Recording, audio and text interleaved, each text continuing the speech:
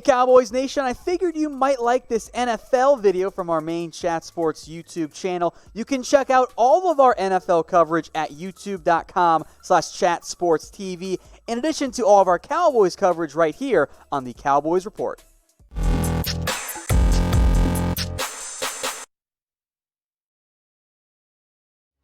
Welcome into NFL Daily. I am Tom Downey. Today we're taking a look at some possible destinations for Dak Prescott, because some Cowboys fans might not want to admit it, but there is a very real chance that Dak Prescott and the Dallas Cowboys are heading towards a divorce. They failed to get a deal done in 2019, and they failed to get it done before the franchise tag extension deadline, meaning Dak's going to play on the tag, $31.4 million.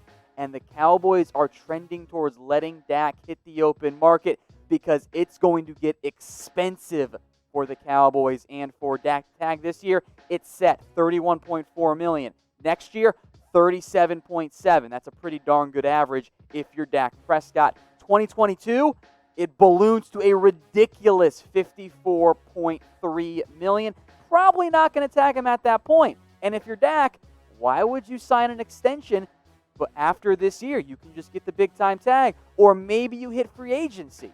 So there's a very real chance, folks, that Dak Prescott hits the open market, which means he might not re-sign with the Dallas Cowboys. So we're going to break down some destinations if he chooses to leave, but will he? Type Y for yes or type N for no if you think that Dak Prescott will end up re-signing with the Dallas Cowboys, be it now, or at the end of this year, I should say, next year or in the future.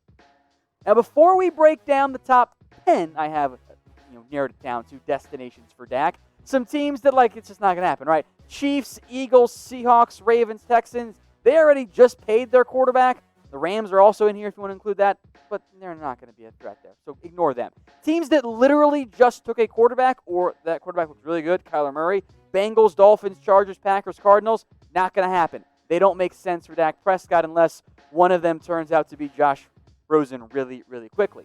Now, what you could see some changes happen are around teams like the Browns, the Bills, the Jets, the Broncos, the Redskins. You can throw in the Giants there if you want as well.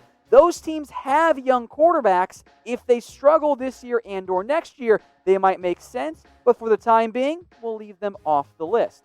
Then there are other teams who have invested in their quarterback, but if they needed to, they could get out of those big money deals. The Tennessee Titans, the Falcons, the Lions, with Matthew Stafford actually being a free agent in just a couple of years, and the Minnesota Vikings as well. So they could be fits, but probably not in the end. So before we break down my top 10, I want to know from you guys, what is the best spot for Dak Prescott? Which destination makes the most sense for him? Let me know what you guys think in the comments.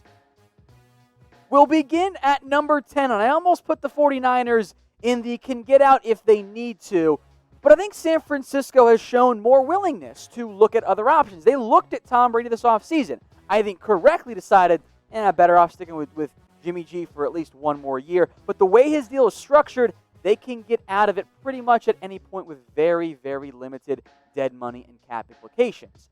And this is not a hot take. I am convinced I'm right. If the Niners had Dak Prescott at quarterback this year, they would have won the Super Bowl.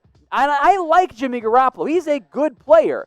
He's probably top 15 NFL quarterback. Dak's a top 10 NFL quarterback, though, right now. There's just a little bit better play out of Dak. And, by the way, he's a little bit younger, too. So pick a quarterback. Type D for Dak Prescott, J for Jimmy Garoppolo. I go Dak Prescott. Niners fans might not like me. That's okay.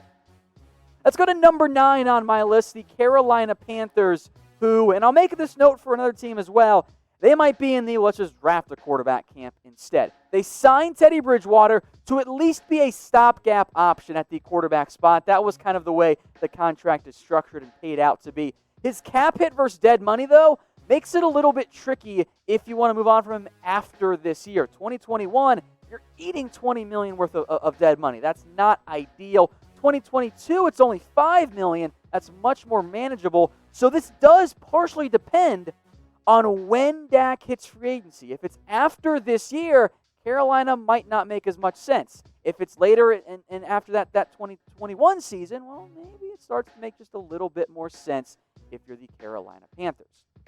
Now, Cowboys fans, if you're paying attention, if you think Dak's sticking around, well, now's a good time to go out and buy one of his player face masks. If you're concerned about that and you're concerned about making sure you're staying safe, there's a whole bunch of face masks out there. Zeke and CeeDee Lamb are the other two. They are all available at chatsports.com/CowboysPlayerMask. Oh, by the way, free shipping. Use promo code 34SHIP. One other note here, by the way, if you're not a Cowboys fan, you can still go to that link and then click around. There's a whole bunch of these player-themed face masks available. That link will be in the comments and in the description. To number 8, the Jacksonville Jags. Gardner Minshew showed some flashes, but let's be honest, folks, and he's probably not the franchise guy. I'd love to be proven wrong. The issue is, if I'm proven right, I suspect Jacksonville will be drafting in, let's take a Trevor Lawrence or a Justin Fields or even a Trey Lance range, which could eliminate them from the competition. To number 7 we go, the Las Vegas Raiders. My friend Mitchell Renz might not like it, but he knows it's true. If they miss the playoffs again this year, in what is, I think, year 3 of Derek Carr's prove-it year, it might probably time to move on, right? Now, Carr's under contract through the 2020 season, but it's very easy to move on, or 2022 season, excuse me, but it's very easy to move on from him. Now, the past 4 years, fun fact, the numbers actually don't look all that different. They're actually pretty darn similar, although if you look at it a little more recently, you see different trends. You see Dak on the rise, and Derek Carr may be just a little bit more flat. And if you want to factor in the money, especially for the Raiders, you can actually make a pretty decent argument that maybe Derek Carr makes more sense for that organization, or maybe just going super cheap and drafting somebody makes more sense as well. But pure talent-wise, look, maybe Derek Carr's top 15. I think he's top half NFL quarterback. Dak's in top 10. So I'm going to take P, but factoring in the money, you could at least have a strong argument for Derek Carr. Let's go to number 6, the Pittsburgh Steelers, and this is where I think the options get really fascinating for Dak Prescott and for other NFL teams. Because, yes, you've got Ben Roethlisberger, and no one's saying cut Ben right now to replace him with Dak. But again, we're looking ahead into the future, into 2021 or 2022, and wait a minute. Ben's contract is going to expire after the 2021 season. So if Dak plays this year on the tag and next year on the tag, all of a sudden, Pittsburgh has money available because Big Ben is off the books. And on top of that, well, all of a sudden, they don't have to deal with having to turn to Mason Rudolph or Duck Hodges. There's nothing behind them. Makes sense, doesn't it? You know what else makes sense? How about the Tampa Bay Buccaneers? Now, Tom Brady has 2 years left on his contract, and maybe he sticks around at that point. Maybe he ends up leaving, but he can't actually play forever. I know that, like, he's the greatest quarterback of all time. At some point, time always wins, and the timing might be perfect for the Bucs and for Dak Prescott as a potential fit. And if we're being honest here, despite what Madden might try to tell you or the talking heads, Dak was better than Tom Brady last year. And by the time we get 2 years from now, Dak's going to be better than Tom Brady because Brady's just going to be too old to play the game.